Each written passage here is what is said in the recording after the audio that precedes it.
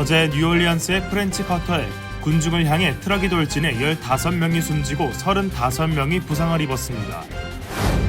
어제 라스베이거스에 위치한 트럼프 호텔 입구에 주차되어 있던 테슬라 사이버 트럭이 폭발하는 사고가 발생했습니다.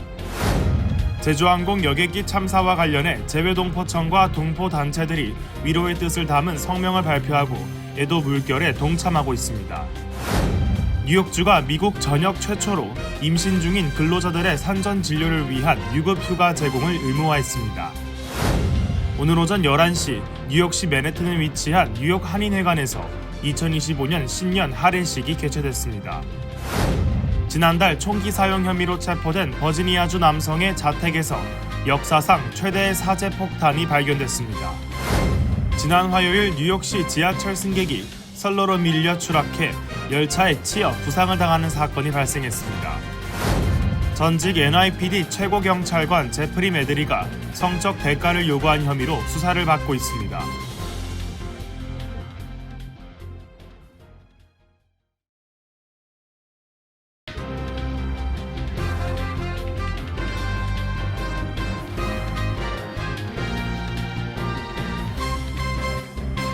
시청자 여러분 안녕하십니까? KBTV 뉴스9 전상입니다. 새해 첫날인 어제 뉴올리언스의 번화가인 프렌치 쿼터에 신년 맞이를 위해 모인 인파 속으로 트럭이 돌진해 15명이 숨지고 40여 명이 부상을 입었습니다. 용의자는 경찰과의 총격 끝에 사망했습니다. FBI는 이번 사고에 대해 용의자가 단독으로 행동한 것 같지 않다며 테러 행위로 보고 있습니다. 사고 현장에는 새해 전야부터 카운트다운에 참석한 인파로 북적였고 300명 이상의 경찰이 배치됐었습니다. 용의자는 트럭을 몰고 뉴올리언스의 관광지구 프렌치 쿼터로 돌진한 뒤 경찰관들을 향해 총격을 가했습니다. 이 사건으로 15명이 숨지고 40명 넘게 부상을 입었습니다. 범인은 텍사스 출신의 42세 퇴역 군인으로 경찰과 총격전 끝에 사망했습니다. 용의자의 차량에서는 이슬람 극단주의 단체 IS의 깃발과 무기, 사제 폭발물도 발견됐습니다. FBI는 이번 사고에 대해 용의자가 단독으로 행동한 것 같지 않다며 테러 행위로 보고 있습니다. 뉴욕타임즈에 따르면 출생 시부터 미국 국적자인 자바르는 약 10년 동안 미 육군에서 복무를 마친 뒤 이슬람교로 개종했습니다. 자바르와 IS의 관계, 이번 테러 행위와 IS와의 관계 등은 앞으로 수사를 통해 구체적으로 규명돼야 할 부분입니다. 이번 사건에 대해 브루스 호프만 미국 외교협회 대테러 부문 선임연구원은 지난 10년 동안 서방 국가들이 IS 해체 노력을 했음에도 IS가 여전히 미국에서 추종자를 급진화할 수 있음을 보여주는 우려스러운 신호라고 지적했습니다. 아울러 이번 사건이 도널드 트럼프 대통령 당선인의 오는 20일 취임을 앞두고 발생했다는 점에서 트럼프 당선인의 불법 이민 관련 강경 기조를 더욱 강하게 할 가능성도 거론되고 있습니다. 전문가들은 이번 사건과 같은 차량을 활용한 대규모 살상 범죄가 늘어나는 추세라는 점에 주목하고 있습니다. 이에 따라 보행자를 차량 이용 테러로부터 보호하기 위해 인파가 몰리는 공공장소 보행로와 도로 사이에 안전장치를 설치하거나 턱을 높이는 방안 등이 필요하다는 지적이 나오고 있습니다. 어제 라스베거스에 위치한 트럼프 호텔 입구에 주차되어 있던 테슬라 사이버 트럭이 폭발하는 사고가 발생했습니다. 이번 사고로 1명이 숨지고 7명이 부상을 입었습니다. 현재 FBI는 이번 사건과 뉴올리언스 차량 돌진 테러 사건과 연관됐을 가능성을 열어두고 수사를 진행 중입니다. 길련민 기자의 보도입니다. 해당 차량은 렌트된 테슬라 사이버 트럭이었으며 차량 내부에는 불꽃놀이용 폭죽과 캠핑용 연료가 실려 있었습니다. 숨진 남성은 해당 차량 운전자인 37세 남성 매튜 리벨스버거로 확인됐으며 육군 현역 베테랑으로 콜로라도에 거주하던 인물로 밝혀졌습니다. 그는 호텔 앞 발렛 구역에서 화염에 휩싸인 사이버 트럭 내에서 사망한 것으로 전해졌습니다. 이번 폭발 사고는 뉴올리언스에서 발생한 차량 돌진 테러 사건과 시간상으로도 가까운 시점에 일어났습니다. 뉴올리언스에서는 샴수드딘 자바르가 렌트한 픽업 트럭으로 군중을 향해 돌진해 15명을 사망에 이르게 했습니다. 두 사건 모두 차량 공유업체인 투로를 통해 차량을 렌트한 것으로 확인됐으며 리벨스버거와 자바르 모두 육군에서 복무한 경험이 있습니다. 조 바이든 대통령은 뉴올리언스 사고와 라스베이거스 사고 간의 연관성을 조사 중이라며 뉴올리언스 사건에서 IS 깃발이 발견되고 용의자가 IS 관련 영상을 소셜미디어에 올린 사실을 언급했습니다. FBI는 테러 가능성을 염두에 두고 수사 진행 중에 있다고 밝혔습니다. KBTV 뉴스 길려민입니다. 제주항공 여객기 참사와 관련해 재외동포청과 동포단체들이 위로의 뜻을 담은 성명을 발표하고 애도 물결에 동참하고 있습니다. 4일 자정까지 7일간 국가 애도 기간으로 지정됐습니다. 재외동포청을 비롯해 세계한인회 총연합회, 미주한인회 총연합회 등이 애도 성명을 잇따라 발표했습니다. 최상목 대통령 권한대행 부총리 겸 기획재정부 장관은 중앙재난대책회의에서 4일 자정까지 7일 동안 국가 애도 기간으로 지정한다고 밝혔습니다. 외교부 산하 재외동포 정책 전담기관인 재외동포청은 사고 발생 다음 날인 지난달 30일 공식 홈페이지 팝업 창과 사회관계망 서비스 메시지 등으로 위로를 전했습니다. 재외동포청은 희생되신 분들의 명복을 빌며 유가족들께 깊은 위로를 드린다며 정부는 모든 자원을 총동원해 피해 수습과 지원에 총력을 다하고 있다고 밝혔습니다. 각국 500여 개의 한인회와 10개 대륙 한인회 총연합회를 대표하는 세계 한인회 총연합회는 애도문을 내고 진심 어린 위로와 빠른 회복을 기원한다며 우리가 모두 함께해 마음의 상처가 조속히 치유되길 소망한다고 밝혔습니다. 세한총연 산하 단체들도 잇따라 목소리를 냈습니다. 270만 미주 동포를 대표하는 미주 한인회 총연합회와 아시아 22개국 75만 동포를 대변하는 아시아 한인회 총연합회는 성명을 내고 깊은 애도의 마음을 함께한다고 밝혔습니다. 재외동포 최대 경제단체인 세계한인무역협회 월드옥타도 성명에서 유가족과 피해자들에게 진심 어린 애도의 뜻을 전한다며 비극이 다시는 발생하지 않도록 철저하고 투명한 사고 원인 규명과 함께 재발 방지를 위한 근본적인 대책이 강구되어야 한다고 강조했습니다. 미주 한국총용사관과 미주 한인단체 등은 4일까지 희생자 분향소를 마련하기도 했습니다. 뉴욕주가 새해부터 미 전역 최초로 임신 중인 근로자들의 산전 진료를 위한 유급 휴가 제공을 의무화했습니다. 이에 따라 임신 중인 뉴욕주 근로자들은 산전 진료를 위해 최소 20시간의 유급 휴가를 제공받게 됩니다. 길련민 기자가 전해드립니다. 2025년 1월 1일부터 뉴욕주는 출산 전 유급 휴가를 의무화하는 법안을 시행합니다. 이에 따라 고용주는 임신 중인 근로자에게 최소 20시간의 유급 의료 휴가를 제공해야 하며 이 휴가는 산전 진료를 위한 병원 방문에 사용될 수 있습니다. 뉴욕주지사 캐시 호컬은 이를 미국 최초로 시행되는 정책이라고 발표하며 임산부들이 급여와 진료 중 하나를 선택하는 상황을 없애기 위해 유급 휴가를 의무화했다고 강조했습니다. 또한 뉴욕주는 당뇨 환자들의 인슐린 비용에 대한 부담을 덜기 위해 미 전역 최초로 인슐린 자기 부담금을 없애는 법안을 통과시켰습니다. 한편 뉴욕주와 뉴저지주는 물가 상승을 반영해 최저임금을 인상키로 했습니다. 이에 따라 뉴욕주는 시간당 최저임금을 $16 50센트로, 뉴저지는 $15 49센트로 각각 인상됐습니다. KBTV 뉴스 길려민입니다. 오늘 오전 11시 뉴욕시 맨해튼에 위치한 뉴욕 한인회관에서 2025년 신년 할례식이 개최됐습니다. 이 자리에는 한인사회를 대표하는 한인사회, 정치계 리더들이 대거 참석해 새해 덕담을 주고받았습니다. 길련민 기자가 전해드립니다. 오늘 오전 11시 뉴욕시 맨해튼 뉴욕 한인회관에서는 2025년 신년 할례식이 열렸습니다. 이 자리에는 뉴욕 한인회 회장, 뉴욕 퀸즈 한인회 회장, 존 리우 뉴욕주 상원의원, 론 킴 뉴욕주 하원의원 등 각 한인사회 리더들과 정치인들이 대거 참석해 새해 덕담을 나눴습니다. 이 자리에서 김광석 뉴욕 한인회장은 최근 대한민국에서부터 어지럽고 안타까운 소식들이 많이 들려와 마음이 아프지만 이를 통해 대한민국이 더욱 발전하고 다시 한번 저력을 보여주길 기대한다고 말했습니다. 존 리우 상원의원은 뉴욕과 뉴올리언스, 한국에서 연말 연초부터 안타까운 소식이 많이 들려오고 있지만 결국 사랑과 사람이 이긴다는 믿음이 있다며 새해에는 더욱 발전하고 좋은 소식이 풍성하길 기대한다고 말했습니다. 론 킴 하원 의원은 한인 사회의 지지 덕분에 이 자리까지 올 수 있었다며 대한민국 국민들은 어려움을 통해 빠르게 배우고 발전하는 대단한 저력이 있다며 무한 공항 참사로 인해 마음이 아프지만 이를 통해 그 어떤 공항보다 더 발전되고 튼튼한 공항을 만들 것을 알기에 한국의 발전을 기대하고 희망차게 바라본다고 말했습니다. 뉴욕 한인의 신년 할애식에는 김혜진 명창이 참석해 진도 아리랑을 부르며 신년 분위기를 한껏 북돋았으며 이후 떡국을 나누며 참석자들이 교제하고 덕담을 나누는 훈훈한 분위기로 마무리됐습니다. KBTV 뉴스 길레민입니다.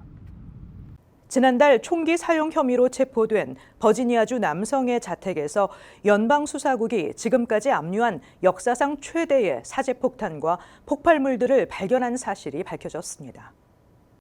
연방검찰의 공소장에서 FBI가 지난 12월 노포크 북서쪽에 있는 브래드 스퍼패드의 집을 압수수색했을 때 150개의 사제 파이프 폭탄을 비롯한 사제 폭발물들이 발견된 사실이 나타났습니다. 검찰은 이번 압수물이 FBI 역사상 사제 폭발물 압수 규모와 숫자로는 역대 최다라고 기록돼 있다고 밝혔습니다. 폭탄의 대부분은 아일 오브 화이트 카운티에 있는 용의자의 집에 부설된 차고 안에서 발견됐습니다. 이곳에서는 각종 퓨즈와 플라스틱 파이프 등 사제 폭탄의 재료와 공구들이 함께 발견된 것으로 알려졌습니다. 거기에는 총기뿐 아니라 각종 폭발물과 폭발 장치들도 포함되어 있었다고 AP통신이 보도했습니다. 검찰은 그의 아내와 어린 자녀 2명이 함께 살고 있는 집안 침실의 한 백팩 안에서도 파이프 폭탄으로 보이는 여러 개의 폭발물이 발견됐으며 여기에는 전혀 방호 장치조차 없었다고 밝혔습니다. 36세의 스패퍼드는 총기와 무기류의 불법 소지로 국가총기법을 위반한 혐의로 기소됐습니다.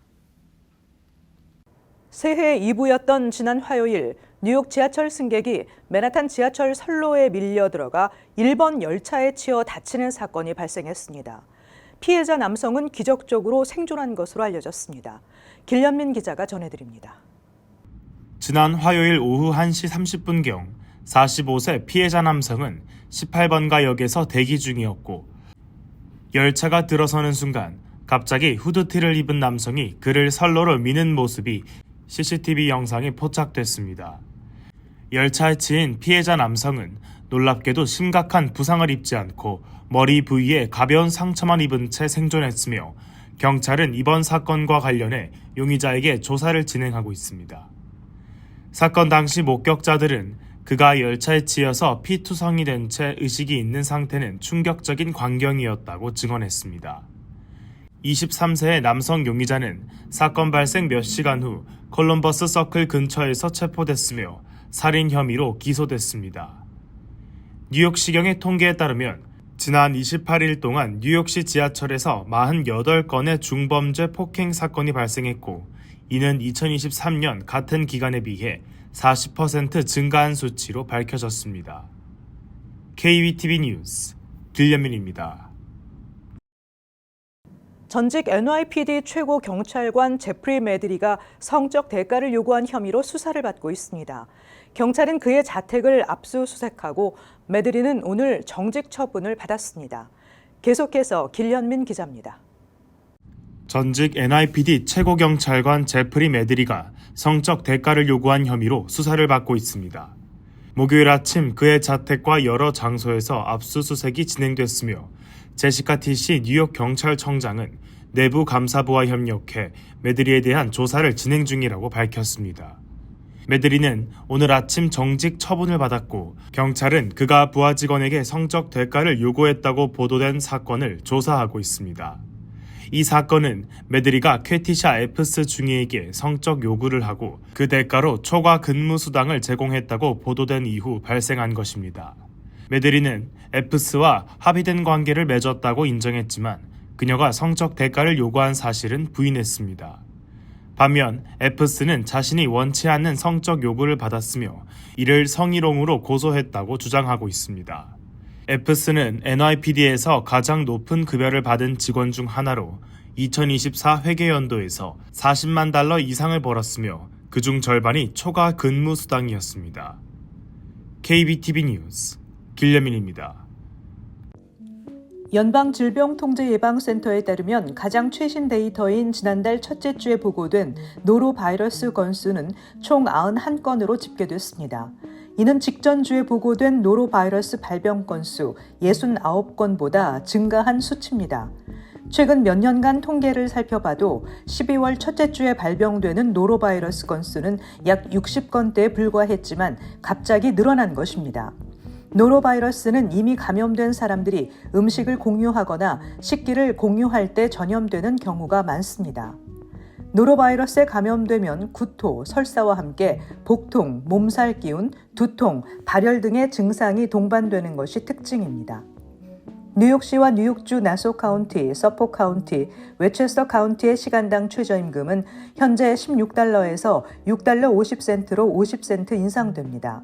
그 외 뉴욕주 카운티의 최저임금은 현 $15에서 $15 50센트로 역시 50센트 인상됩니다. 뉴저지 시간당 최저임금도 현재보다 36센트 오른 $15 49센트로 인상됩니다. 다만 직원 5인 이하 소규모 업체 종사자와 임시 계절 근로자 등의 최저임금은 현재보다 80센트가 오른 $14 53센트가 됩니다. 한편 전국 21개 주에서 총 57억 달러의 임금 인상이 있으며 약 920만 명의 노동자에게 영향을 미칠 것이라고 예상하고 있습니다. 조지 워싱턴 브릿지와 링컨 터널 등 뉴욕과 뉴저지를 잇는 다리와 터널 통행료가 1월 5일부터 인상됩니다. 승용차 기준 이지패스 결제 통행료가 피크 시간대 $15 38센트에서 $16 6센트로 오릅니다. 오프 피크 시간대는 $13 38센트에서 $14 6센트로 상향 조정됩니다. 이지패스가 없는 승용차의 경우 통행료 인상폭이 훨씬 큽니다. 우선 내년 1월 5일부터 $18 31센트로 오르고 내년 7월 6일부터는 $22 38센트까지 인상됩니다. 맨하탄과 뉴저지를 잇는 열차 서비스인 패스트트레인 요금이 내년 1월 12일부터 25센트가 올라 $3가 됩니다. 아울러 뉴욕시 전철과 버스 탑승 요금이 내년 8월부터 인상이 예고된 상태입니다. 뉴저지 연방법원은 뉴저지 주정부 등이 제기한 교통혼잡료 반대 소송에 대해 뉴저지주 지역사회에 미치는 일부 영향은 추가 연구가 필요하다면서도 교통혼잡료 프로그램은 그대로 시행돼야 한다고 판결했습니다. 법원은 추가적인 환경평가 설명을 요구했지만 그 기간 동안 교통혼잡료 프로그램 시행을 중단하지는 않겠다는 입장입니다. 이에 따라 맨하탄 60스트리트 남쪽에 진입하는 차량에 요금을 부과하는 교통혼잡료 프로그램은 오는 5일부터 예정대로 시행됩니다. 뉴저지 주정부와 뉴저지 정치인들은 연방법원의 판결에 크게 반발하고 있습니다. 랜디 마스트로 뉴저지 주정부 변호사는 연방법원이 환경평가가 미흡하다는 것을 인정하면서도 프로그램 시행을 그대로 진행한다는 것에 동의할 수 없다고 밝혔습니다. 잠시 후 커뮤니티 브리핑을 전해드립니다.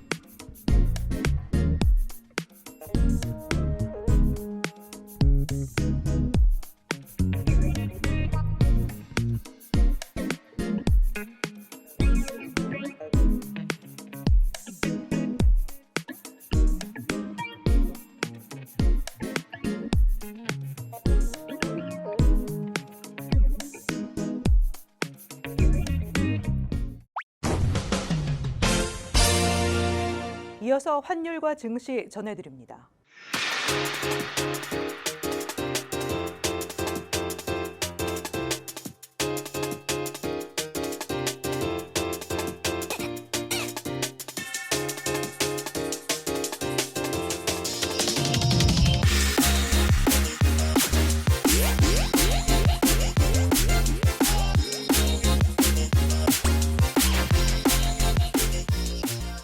잠시 후 뉴욕과 뉴저지 날씨 전해드립니다.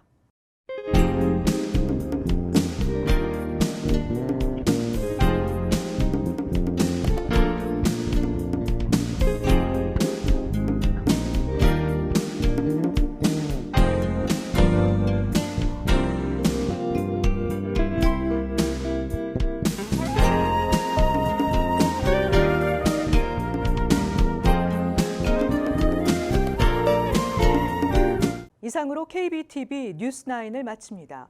오늘도 시청해주신 여러분 고맙습니다. 편안한 밤 되시기 바랍니다.